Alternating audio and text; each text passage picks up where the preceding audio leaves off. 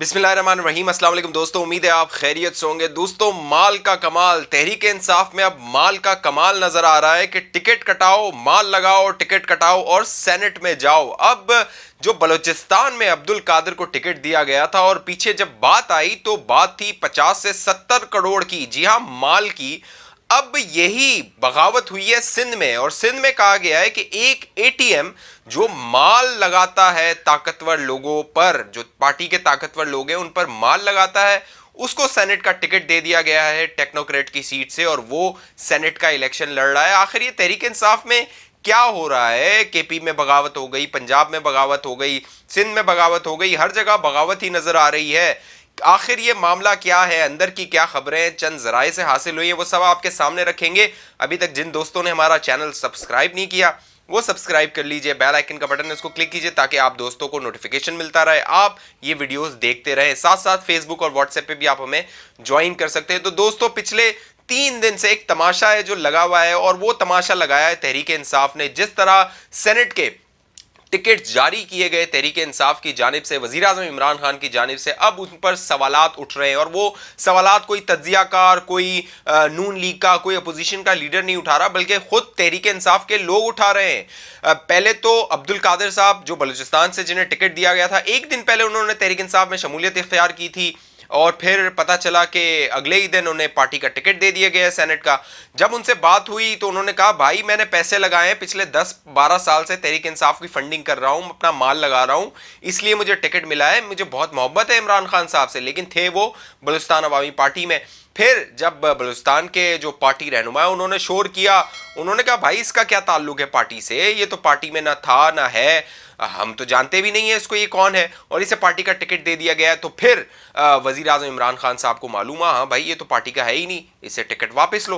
फिर अब्दुल कादिर साहब से टिकट वापस लेने का फैसला किया गया, और मीडिया को कहा गया आप तनकीद ना करें बल्कि तारीफ करें। देखें, वजीर आजम इमरान खान ने जो पार्टी राय थी, जमहूरियत थी, उस पर अमल किया और उनसे टिकट वापस ले लिया। ये मामला यहां तक नहीं था, फिर आवाज आई सिंध से।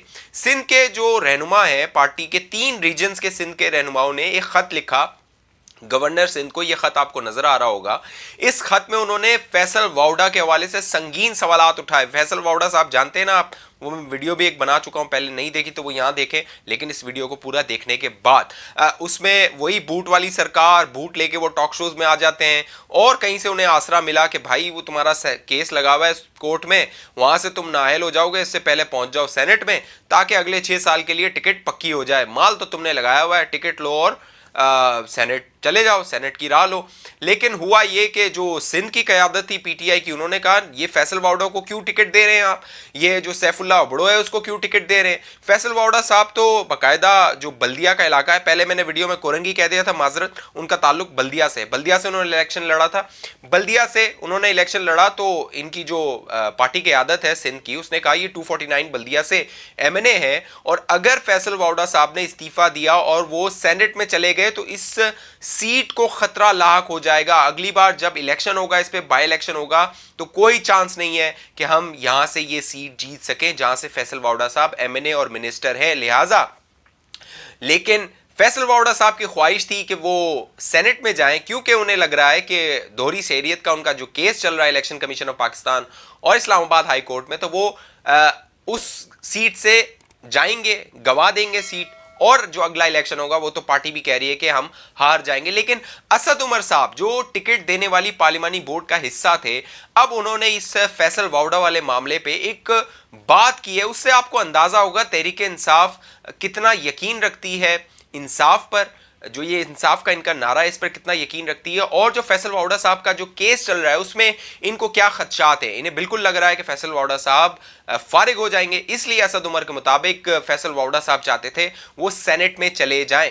लेकिन यहां पर सवाल यह पैदा होता है कि इखलाकी जवाज क्या है फैसल वाउडा साहब का कि उन्हें सेनेट का टिकट दे दिया गया अब तक, अगर उनका फैसला नहीं आया। तो मामला सिर्फ यही है, जैसे मैंने कहा ना शुरू में, कि माल लगाओ, टिकट पाओ, सेनेट में जाओ। तो ये माल वाला खेल है जो अब तहरीक इंसाफ में चल रहा है। लेकिन जो सैफुल्ला अबड़ो हैं उनके हवाले से भी कहा गया है, जो सिंध की 3 रीजन्स की जो रहनुमा है उन्होंने लेटर में, ये लेटर आपको नजर आ रहा है कि ये है एटीएम। जी हाँ, एटीएम कहा जाता था ना आपको, अलीम खान, जहांगीर तरीन, ये सारे एटीएम हैं। तो ये जो सैफुल्ला अबड़ो साहब हैं, ये जो सिंध के बड़े बड़े रहनुमा हैं तहरीक इंसाफ के, उनकी एटीएम है। और बाकायदा इस लेटर में कहा जा रहा है कि ये पैसा माल लगाते हैं, लिहाजा अब इनका हक था कि इन्हें सेनेट का टिकट दे दिया जाए। यहां पर दिलचस्प बात यह है कि ये सैफुल्ला अबड़ो साहब पिछले 2 साल में तहरीक इंसाफ का हिस्सा हैं। जी हां, 2 साल पहले तहरीक इंसाफ का हिस्सा बने और 2 साल बाद इन्हें सेनेट का टिकट मिल गया। जैसे अब्दुल कादिर साहब 1 दिन पहले आए थे और अगले दिन उन्हें सेनेट का टिकट मिल गया था, इसी तरह अबड़ो साहब 2 साल पहले आए, माल लगाया और अब उन्हें सेनेट का टिकट दे दिया गया। तो तहरीक इंसाफ में ये जो माल वाली कहानी है अब वो खुलकर सामने आ गई है। और यही वो वजह थी जब इमरान खान साहब चाह रहे थे कि ओपन बैलेट हो, शो ऑफ हैंड हो, तो उन्हें यह खतरा था कि वो जिन जिन लोगों को सेनेट में लाना चाह रहे हैं उन्हें उनकी पार्टी के रहनुमा, एमएनए और एमपीए वोट नहीं देंगे। और अब ये खुल के सामने आ रहे हैं, यानी गेम पूरी वाजे हो गई है। वो जो लोग बड़े मासूम हमारे लोग पाकिस्तानी जो ये सपोर्ट कर रहे थे कि पैसा चलता है, पैसा लगाया जाता है और इमरान खान साहब ठीक कह रहे हैं, तो भाई आखिर ये वजह थी जो अब सामने आ रही है कि तहरीक इंसाफ के अपने लोग कह रहे हैं कि ये माल लगा के सेनेट में जाने की कोशिशें कर रहे हैं और वज़ीर आज़म इमरान खान ने इन्हें टिकट दे दिए हैं। अब सैफुल्ला अबड़ो के हवाले से भी, क्योंकि टिकट जो नॉमिनेशन पेपर जमा करवाने का दिन थे वो खत्म हो गए, 15 तारीख आखिरी थी। अब वो विड्रॉ करने के हवाले से देखना होगा कि सैफुल्ला अबड़ो साहब ये विड्रॉ करते हैं या नहीं करते हैं। लेकिन जो ज़राए ने मुझे बताया है कि जो सिंध की क़यादत जिसने जो फैसल वावड़ा साहब पर एतराज़ात उठाए थे उन्हें खामोश करवा दिया गया है और उन्होंने कहा भाई सिर्फ आप जो सैफुल्ला अबड़ो हैं उन पर एतराज़ कर सकते हैं, फैसल वावड़ा पे आपका एतराज़ नहीं बनता और आपने नहीं करना, क्योंकि आपको मालूम है कि फैसल वावड़ा के हाथ में क्या था, मालूम है ना, बूट था।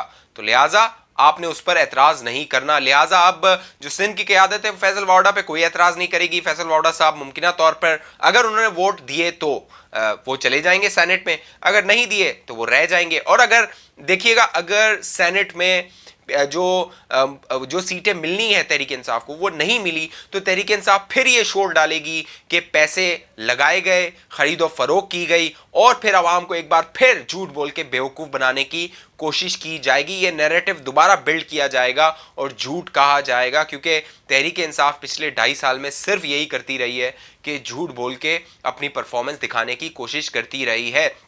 एक और जो बड़ी इंटरेस्टिंग और दिलचस्प बात है वो मैं आपके साथ शेयर करूं कि वज़ीर आज़म, जो साबिक वज़ीर आज़म नवाज शरीफ है, मरियम नवाज साहिबा, उन्होंने एक नाम रिकमेंड किया था कि उसे सेनेट का टिकट मिले, लेकिन जो नून लीग का पार्लिमानी बोर्ड है उसने उसको मुस्तरद कर दिया। जी हां, वो नाम है मोहम्मद जुबैर का, जो कि तर्जुमान है नवाज शरीफ के और मरियम नवाज के। पार्लिमानी बोर्ड ने मुशाहिदुल्लाह खान को रिकमेंड किया कि 2 लोगों में मुकाबला था, मुशाहिदुल्लाह खान और मोहम्मद जुबैर, तो मुशाहिदुल्लाह खान को टिकट दिया गया और मोहम्मद जुबैर को नहीं दिया गया, इस के बावजूद कि नवाज शरीफ साहब और मरियम नवाज चाहते थे कि वो सेनेट में जाएं। एक और जो शहबाज शरीफ साहब जिसको चाहते थे कि वो सेनेट में जाए, उसको भी ख्वाजा हसन को मुस्तरद कर दिया पार्लिमानी बोर्ड नून लीग ने और उसको टिकट नहीं दिया। तो आपको फ़र्क वाज़े नज़र आ रहा है कि कहां पर क्या मामलात हैं, पार्लिमानी बोर्ड की कितनी सुनी जा रही है और कहां पर माल चला के टिकट हासिल किया जा रहा है। तो खुदा के लिए बेवकूफ़ ना बनाएं लोगों को, झूठ बंद कर दें ये झूठ। अब मेरा ख्याल है आवाम ये यूट्यूब पे तो शायद ये झूठा मंजन बिक जाता है, लेकिन शायद अब टीवी पे बाकायदा सवालात हो रहे हैं। बाकायदा पिछले दिनों शहबाज गिल साहब के साथ जो भी मामला हुआ था, तो ये झूठ का कारोबार अब बंद होना होगा। लेकिन सुप्रीम कोर्ट ऑफ पाकिस्तान का एक फैसला आने वाला है, मुतवक्को फैसला है, अगले 2 दिन में वो आ जाएगा। और अब माहौल ये लग रहा है सुप्रीम कोर्ट में कि शायद ओपन बैलेट ना हो तो काउंटर फाइल जो वोट किया जाता है उस पर अगर किसी पार्टी रहनुमा को एतराज है तो वो उसको चेक कर सकता है। अब देखते हैं सुप्रीम कोर्ट ऑफ पाकिस्तान इस हवाले से क्या फैसला देती है। लेकिन अब तो जाहिर हो गया कि माल कौन चला रहा था और माल कौन बना रहा था, माल कौन लगा रहा था। अब अवाम के सामने ये खुलकर सारा मामला आ गया है, लिहाजा अवाम भी जानती है कि क्या हो रहा है। क्या जानते हैं आप? नीचे कमेंट करें, अपनी राय दीजिए। अभी तक आपने हमारा यूट्यूब चैनल सब्सक्राइब नहीं किया तो इसको सब्सक्राइब कर लीजिए, बेल आइकन का बटन है उसको क्लिक कीजिए ताकि नोटिफिकेशन आपके पास आ जाए। आप बाखबर रहें, साथ साथ फेसबुक और व्हाट्सएप पे भी आप हमें ज्वाइन कर सकते हैं। मुझे इजाजत दीजिए, अपना ख्याल रखिएगा। पाकिस्तान जिंदाबाद।